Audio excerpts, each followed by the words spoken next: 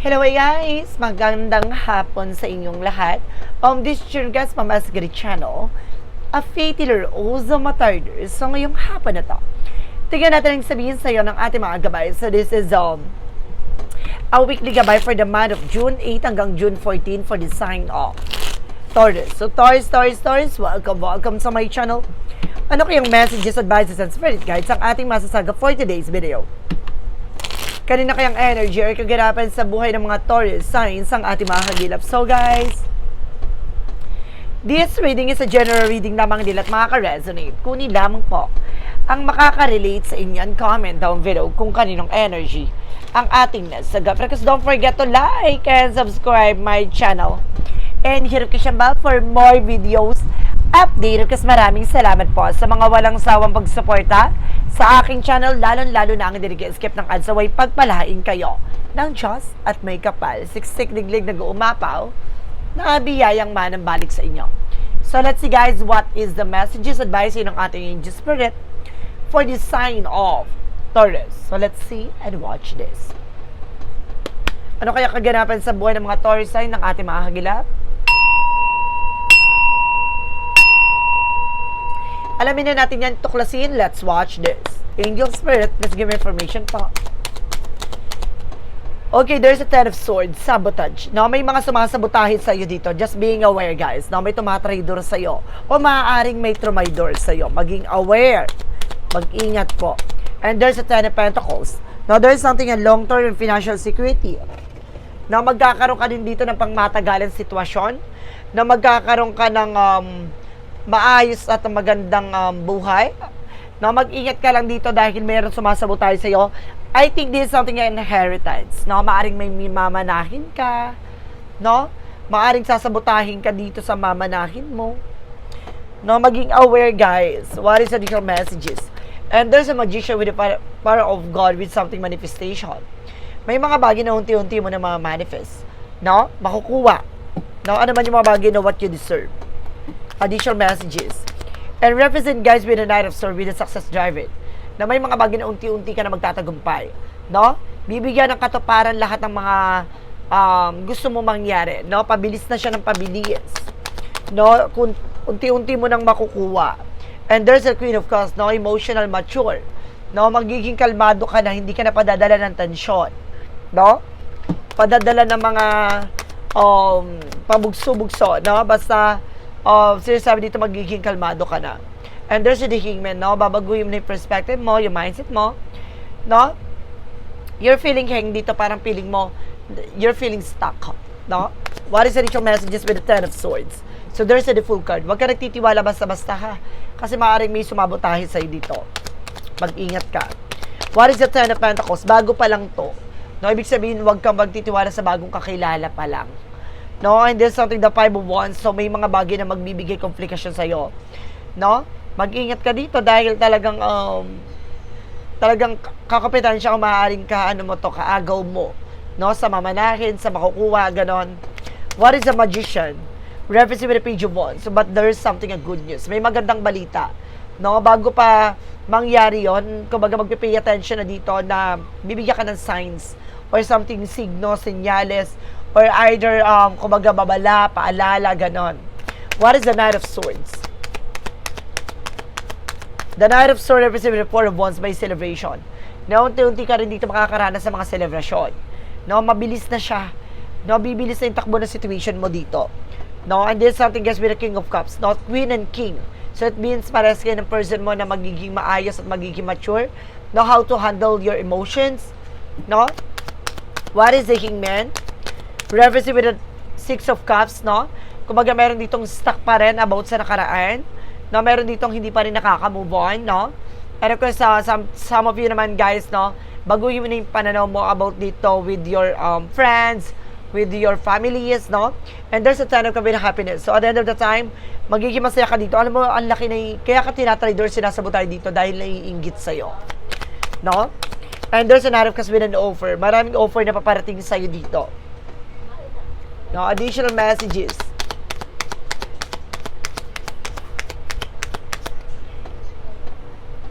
Okay, let's see. Additional messages. And there's something, guys, with the two wands. No, you have the power to choose. No, ikaw yung pipili ng bagay na ikabubuti mo. No, may maganda kang impormasyon na malalaman dito. Basta mag-ingat ka lang no, sa mga actions na gagawin mo and decisions. Now, there's a Three of Swords. No, may mga naiinggit talaga sa'yo. I think this is something family related. No? Maaring pamilya mo ang maaring sumabotahe sa'yo dito. Or either there's a friend of yours. No, maaring kaibigan mo. And there's a Queen of Swords. No, ngayon, pero maliliwanagan ka. No, magkakaroon ka ng instinct dito. No, parang magkakaroon ka ng insight of awareness. No, parang magkakaroon ka ng kutob. No? And of course, there's a Page of Pentacles for invest wisely. Maging mauta ka pagdating sa finances. No? Mas maging mature ka. Kung gusto mo yung mga bagay na matupad, may makuha, kailangan pag-isipan mabuti. No? What is the outcome? For the outcome is the Four of Pentacles for saving money. Proteksyonan mo at pangalagaan mo yung grounds mo. No? Even your territory. No? And there's an Ace of Swords with the breakthrough. Talaga magtatagumpay ka. No? Liliwanag sa'yo talaga lahat ng bagay na to. No? At the same time, there's a Star card for healing and recovery. No? Magkakaroon ka na ng recovery dito, guys. No? Unti-unti ka nang gagaling sa mga karamdaman mo. At the same time, sa situation na may pag-asa na. No? Muli kang makakabangon. And there's a strength with confidence. Basta lakasan mo ang loob mo. Maging matapang ka, lakasan mo rin pakiramdam mo dito. No? And of course, there's just something, the Four of Swords, something rest. Ipahinga mo yung utak mo at isip mo. Marami kang mga iniisip na dito, no? You're feeling depression or you're feeling stressed and exhausted. And this is something the high five for lesson learned. Matuto ka na how to manage and of course, how to protect your money, no? So, some of you guys, na parang naloko ka, nabudol ka with your friends, no? With your family related, no? Mag-ingat ka ha, maging wais ka na dito, matuto ka na. Now, some of you may nasense ako na hypnotize ka dito. No? At the same time, meron naman ako dito nasense na magiging masaya ka, pero napapalibutan ka with the sabotage.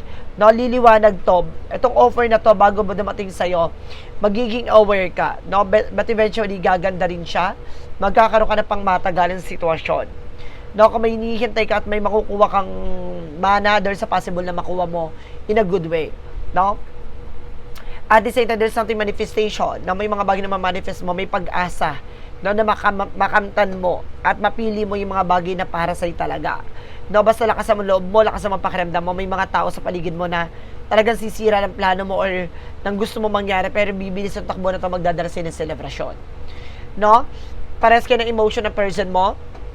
No, mas mature kayo at the same time, kumbaga tinitignan nyo yung sarili nyo at ang sitwasyon nyo na, kumbaga, ano yung magiging possible, no, na mangyayari sa hinaharap nyo.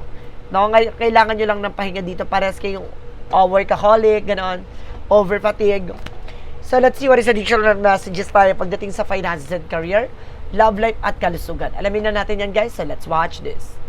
For finances and career, so there's the world. No, some of you makakapag-travel ka pa. No, makakaalis ka na. And there's a Three of Pentacles, no? Makakakuha ka ng bagong trabaho, no? May mga bagong kaibigan ka dito makikilala pagdating sa financial work. No, there's a Nine of Pentacles na basta maging secure ka na sa mga plano mo. Sa lahat ng gusto mong gawin, no? No, wag ka naman masyadong mag-share ng information kung gusto mong mapuntahan yan, makuha yan, no? May hinihintay ka, wag ka nagbibigay ng information with other people. There's a Race of Cups, no? There's a new law. At the same time, no, there's something passion. Na pagdating sa trabaho, negosyo, hanap buhay mo, parang gusto mo to. No, parang papabor sa iyo ang sitwasyon. No? And there's a Justice card na makukuha mo yung justisya. No, at balance. No, at good karma. There's a Queen of Pentacles, no, mas magiging matured ka na. No, kumbaga some of you kung gusto niyo mag-business, there's a possible na pumatok at lumago, no? Basta gusto mo yung ginagawa mo, mas lalo siyang gaganda. No, pagdating sa love life, there's a Six of Wands for victory is yours. No, meron dito magtatagumpay na pagdating sa buhay pag-ibig nga lang. There's a Devil card na maraming mga tuso, tukso, or negatibo sa paligid. There's a lot of toxicities, and there's a Sun card without purification. No, lilinisin yan. Aalisin naman daw yan. No, lahat ng mga bagay na may negativity sa'yo, no, aalisin yan. You're on the spotlight. No, so binibigyan ka ng sinagliwanag para matuklasan at makilala mo yung mga taong aalisin mo sa buhay mo. No, kaya pala may mga tao talagang susubukang kalokohin, no, linlangin, magsinungaling. Kasi yung mga tao na yon, no, kapag na-reveal lahat ng mga bagay na ginawa nila, aalisin yon. No, unti-unti maglalaho yun sa buhay mo. Kasi malalaman kung itong tao na to is fake or not, diba? There's a Knight of Wands for slow and steady. Basta maging mahinahon ka. No, bibigyan ka ng mga bagong plano, bagong gustong mangyari. No, there's a Three of Wands. The waiting is over. Kung may hinihintay kang dumating, maaring dumating na. No, kung may hinihintay kang umuwi, uuwi na. There's a possible na makakaalis ka rin dito. There's a double clarification with the trouble. No, pagdating sa business and of course love life mo, maaring may trouble dito. Baka makilala mo yung person mo sa ibang bansa. Or either dito sa Pilipinas, pero sinasabi dito maaring may trouble. No, pagdating sa kalusugan, there's a Eight of Swords. See, I told you, there's a lot of toxic and negativities around you. Isa sa nagbibigay ng depression and stress sa'yo, yung mga tao sa paligid mo. There's a Page of Swords. Being curiosity. So, kailangan alamin mo. No? Tuklasin mo yung mga taong pagkakatiwalaan mo. No? There's a King of Swords. Putulin mo na kagad. Kung itong bagay na to, itong tao na to magbibigay stress sa'yo, alisin mo kagad sa landasin mo. No? Huwag mong hayaan na manatili yan. No? There's a Five of Cups. Huwag mong panghinayangan. No? Madidisappoint ka lang, gato ganyan, pero kailangan mo tanggapin. And there's a death card. Natapusin natin, of course, kailangan na mawakasan dahil magkakaroon ng bagong simula, no? Panibagong pag-asa. No, and this is something, the Seven of Wands. Basta protection at palagaan mo yung grounds mo. No, yung mental health mo. No, most of all, guys, no, parang isa sa nagbibigay stress sa'yo dito, yung mga tao sa paligid mo. No, kaya kailangan mas, gamayan mo. At the same time, pangalagaan mo ang sarili mo, lalo-lalo na pagdating sa isip. No, yan, diyan ka matatalo talaga. Let's see what is additional messages tayo. Pagdating naman tayo sa magical fire messages and advices. So, let's see and watch this. Okay, let's see what is the magical fire messages represent what. For magical fire messages represent what? And marriage. Now, meron dito kung ikakasal na, maaring kasal na. And there's something, get some exercise. So, kailangan mo na exercise, stretching. Now, there's a spring with the blossoming. Na maaring may lalago din. No, lalakas na rin ang iyong kalusugan, sitwasyon, kalagayan. No? And of course, yung relasyon. No? Maaring lumago na. Let's see what is the Yin and Yang Oracle card. Represent, guys, with alchemy, with the disaster guides. No, may gumagabay at sumusuporta sa'yo dito. No, maaring may kapatid at maaring tatay ka, nanay ka, na maaring yumao, na maaring ginagabay ka, lolo't lola, ganon. And this is something I told you, there's a toxicities. No, there's a pattern. No, kailangan mo makawala dyan from toxic environment and toxic people. And there's an empathy with the breakthrough. Pero magtatagumpay ka. No? Hindi sila magiging hadlang sa pag-abot ng mga pangarap mo at the same time tagumpay mo. No? Aalisin niya mga tao na yan. What is the synchronicity represent what? And there's a sorrow, drama. No, alisin mo yung drama, yung lungkot-lungkutan, eksena, ganon. Finder of the lost things. No, hanapin mo yung mga bagay na makakapagpasaya sa'yo. Huwag mo hanapin yung mga bagay na nawala. No, there's a silence. No, maging tikong bibig, tahimik, no, sa mga plano mo. What is the Romance Angel for a Mystic Love Oracle deck?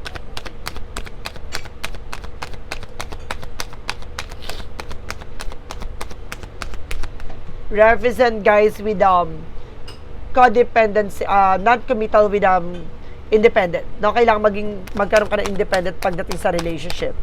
Now, this ain't this something trouble. Magkakaroon ka rin ng trouble dito, ha? And there's something hook up with a one night stand. No, some of you guys, no, meron ditong, kumbaga, isang gabi. So, maging aware kayo, no, sa mga taong makakasalamuhan nyo. What is an angel's number represent what? And there's a 333 with social skill. Now, the problem you have today will eventually disappear. Your guardian angels encourage you to maintain a positive outlook on life since your luck may be about to change. It is time to use your captivating energy and inspirational personality. Don't let ego get the best of you. So, kailangan mong alisin, no, yung mga bagay na magbibigay negatibo sa isip at sa buhay mo, no? At lahat ng mga bagay problema mo, unti-unti na siyang mabubura, mawawala, no?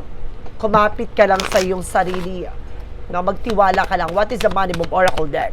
There's a perfect fit, no? You're meant to be here, no? Talagang nakalaan to para to sa'yo talaga, no? So, let's see what is a part of the light. Represent what? What is a part of the light? Represent what? Represent a new beginning. So, magkakaroon ka ng bagong simula talaga. No? When one door closes, I trust that another will open. I embrace life challenges, seeing them as an opportunity for growth and learning with an open heart. I welcome the new beginning that await me. So, kumbaga magkakaroon ka dito ng bagong simula, no? Kailangan mo lang hintayin, no? At the same time, kumilos ka, gumalaw ka, na sa ganun masa katuparan to. At may mga bagay na matatapos na, may mga bagay na magsisimula na, no? The new beginning is waiting for you, no? So let's see what is additional messages with the shadow work represent what?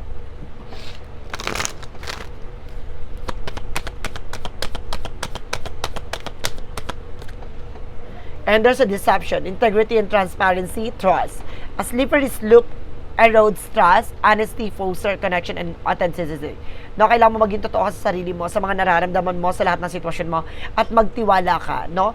Alisin mo yung takot at pangamba mo dito, no? So, let's see what is what lies beneath with the hidden future.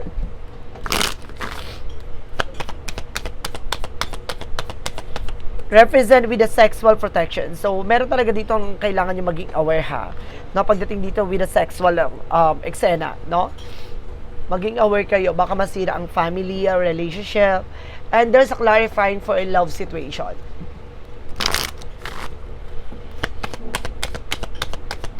Now, there's something, guys, with a deeper water. Step out of your comfort zone, explore new depths, no? Kumbaga, kailangan nyo makuwala sa kinakatakutan nyo, sa pinangangambahan nyo, na tanggapin nyo nga panibago eksena sa buhay nyo. Now, let's see what is a clarifying for a life situation. For clarifying for a life situation, represent what? And this is something, guys, with a sorrow heal. It heartache, shadow growth awaits. Let pain refine, not define you. As a brighter days are promised. No, may mga pinangako dito na unti-unting hihilom. No, naman yung mga bagay na pinagdaanan nyo, mga naranasan nyo, hayaan mong unti-unti siya maghilom ng kusa. No, wag mong pilitin, wag mong madaliin. No, hayaan mong namnamin ang nararamdaman na yan, yung moment na yan. Kasi may mga bagay na kailangan mo matutunan at may mga bagay na kailangan mo maranasan. No, dahil kapag yan minadali, hindi yan totally maghihil agad. No, at hindi siya, kumbaga, heal ng bonggang-bongga, no? Ibig sabihin, heal yung upper layer, but definitely yung loob nun ay sariwa pa. So, kaya kailangan, no? Hayaan mo siyang kusang humilom at tuluyang gumaling sa kanyang karamdaman. At the same time, sa mga nararamdaman, sa mga pinagdaanan. So, let's see what is a pick a card, yes or no, guys, no? Nakapag-isip ka na ba ng tanong? No? Ngayon pa lang mag-isip ka na dahil isa lang ang magiging sagot dyan, 1, 2, or 3. Pipili ka dun, guys. Kung anong number na pili mo, comment down below para malaman mo kung anong number para malaman ko anong number na pili mo. Let's see and watch this. With a pick a card, yes or no, ito na yon, no? Let's start with the number 1. Kung sino yung mga nakapili na number 1, ito na yun, guys. And there's something, guys, with a yes. Now, trust your feelings, fulfill your heart desire. Now, magtiwala ka sa nararamdaman mo. Now, lahat ng bagay na kagustuhan mo, maaring may isa katuparan nito. Pinapangarap mo, inaasama-sa mo, makakamit mo ito. No? Magtiwala ka sa nararamdaman mo. Hindi ka ililigaw ng gabay mo, at the same time, ng instinct mo. Number 2, and there's a yes. Now, open to suggestions, front and center study. No, dapat handa ka sa mga advices, no, information na makakatulong sa iyo para manatili ka diyan sa position mo or sa sitwasyon mo, no? Number 3, and there's a yes again, all yes ha. Find your fertile ground, steady growth, fruitful, no? Aani ka din dyan. No, humanap ka lang ng lugar o sitwasyon na makakatulong sa'yo. Kung itong lugar or pinapangatawanan mo or yung sitwasyon na kinalalagyan mo ay negative or puno ng negativity at toxicities, hindi ka dyan mag-grow. Humanap ka ng lugar or mga tao sa paligid mo na alam mong mag-benefit ka. No? Yung mag-grow ka at the same time magkakaroon ka ng another knowledge, informations, no? Na alam mo matututo ka, may malalaman ka. No? Hindi yung para magstay ka sa situation ng puno ng negatibo, no? Maghanap ka ng mga bagay na mababago yung sitwasyon mo at madidevelop yung sarili mo. So guys, this is a weekly gabay for the month of June 8 hanggang June 14 for the sign of Taurus. So Taurus, maraming salamat po for this wonderful reading. So once again, this reading is a general reading lamang din at makaka-resonate. Kunin lamang po ang makaka-relate sa inyo and comment down below kung kaninong energy ang ating nasagot. Because don't forget to like and subscribe my channel and hit notification bell for more videos of Direct. Maraming salamat po sa mga walang sawang pagsuporta sa aking channel. Lalo-lalo na ang hindi nag-skip ng ads away pagpalain kayo ng Diyos at may kapal. Siksik digdig nag-uumapaw na biyayang manang balik sa inyo at maraming salamat po. See you in the next video. Bye-bye and babush.